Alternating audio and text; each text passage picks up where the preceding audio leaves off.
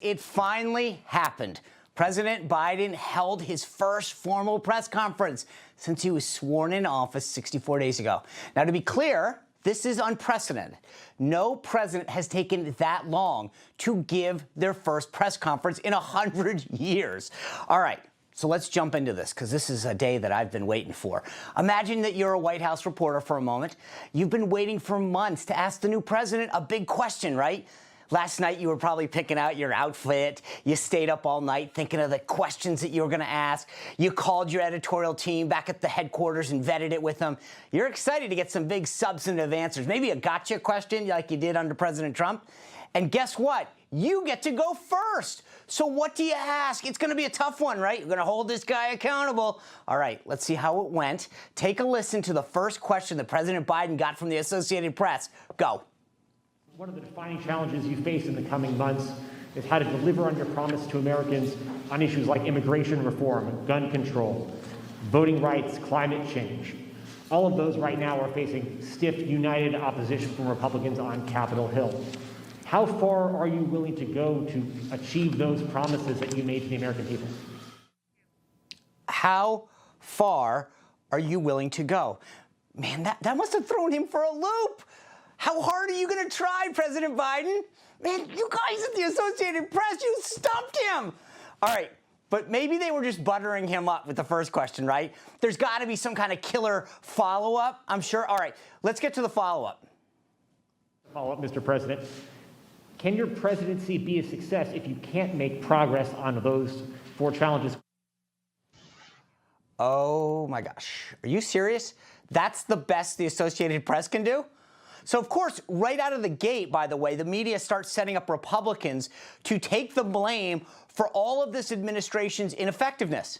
And, of course, President Biden, he's all too happy to run with it because it might as well. It suits him, right? But that wasn't all. I want to show you a few more of the ridiculous questions that he got at this press conference. Take a listen. To follow up on the filibuster, so do you believe it should take 60 votes to end a filibuster on legislation or 51? Are you worried that if you don't manage to pass voting rights legislation, that your party is going to lose seats and possibly lose control of the House and the Senate in 2022?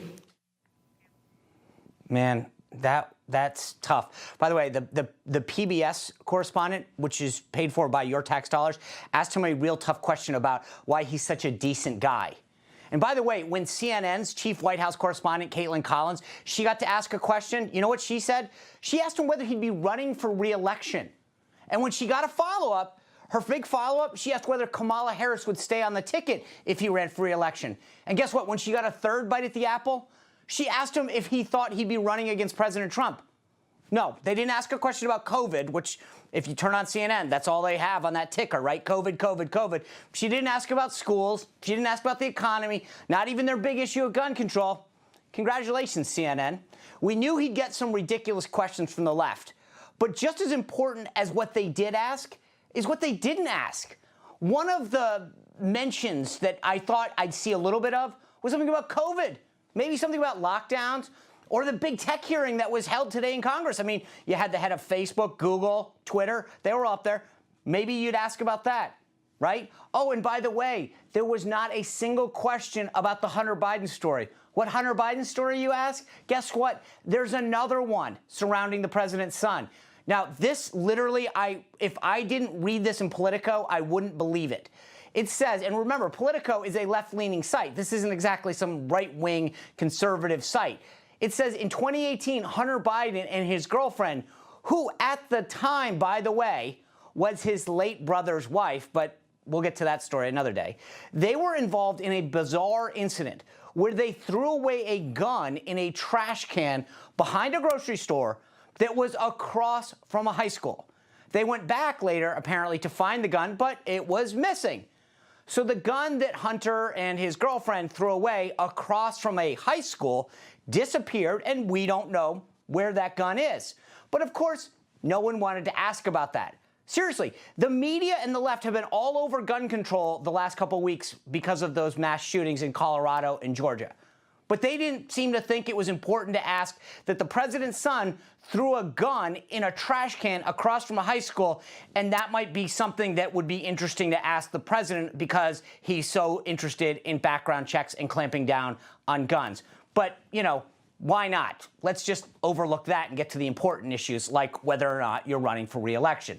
But that's probably because he only took 30 questions from 10 friendly reporters. And by the way, just so we're clear, when I say 30, I'm being extremely generous. That includes every type of follow-up. So when I talked about that CNN question about his re-election, I'll count that one 3 times, which is really one question asked 3 different ways. But that's crazy. I wonder, though, what did our White House correspondent from Newsmax, Emerald Robinson, I wonder what she asked, you know, because she probably asked a tough question, right?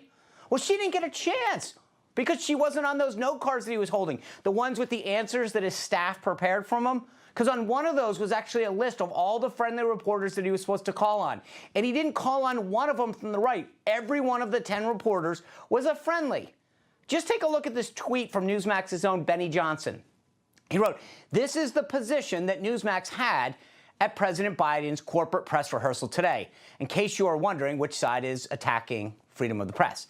Literally, that's where Emerald Robinson sat in the back. I got a better view watching it here because she had to sit in the back and didn't get asked to, follow up. Well, the questions, though, may have been a little hit or miss when it came to what the president got to talk about and his responses. But his responses were, at best, all over the place, to say the least. And again, I'm being generous with that. Take a listen to some of his answers. Whether it relates to the South China Sea or the North China Sea, this makes Jim Crow look like Jim Eagle. When I came to the United States Senate 120 years ago, I had no idea whether there would be a Republican Party. That's a serious question, right? What? I came to the Senate 120 years ago? Okay, I don't know, maybe that's true. But here's the thing, it was like I literally was Googling where the North China Sea was because I'm like, gosh, I've heard of the South China Sea, but I don't know where the North China Sea is. Well, do you know where it is? It's nowhere. It doesn't exist. Earlier, I tweeted out, I said, I bet the staff prep session for the press conference was tougher than the actual press conference. You know, guys, when I was press secretary, I admit it, I butchered a name or two, right? But the White House press corps was unforgiving, to say the least. What I saw today from these guys was an absolute embarrassment to the profession that used to be called journalism. It was absolutely an embarrassment. These guys acted more as spokespeople for the White House than they did reporters. One more thing that I thought was outrageous was when President Biden actually said that President Trump walked away from China. Take a listen to this. I made it clear that no American president, at least one did, but no American president ever backed down from speaking out of what's happening in the Uyghurs, what's happening in Hong Kong, what's happening in country. That's who we are. The moment a president walks away from that, as the last one did, is the moment we begin to lose our legitimacy around the world. You can say a lot about President Trump, but there's 2 things that I think everybody, no matter who you are, what side of the aisle, would agree on. Number 1, he was tough on the border, right? Number 2, he was tough on China. Where has President Biden been the last 4 years? I mean, I know he spent most of the campaign in the basement, but if he hadn't been there, he would have seen what we all saw when it came to how much President Trump was tough on China. Something that we've not actually seen from this administration. I cannot believe he got away with saying that. But again, what the press did today was absolutely an embarrassment. Hey, I'm Rob Finnerty. Thanks for watching. If you enjoyed this video, please join the conversation in the comments below. Don't forget to subscribe, too. Hit the bell icon to be alerted to breaking news. And remember, there's a whole lot more on Newsmax TV, America's fastest growing cable news network. Newsmax TV, where real news for real people.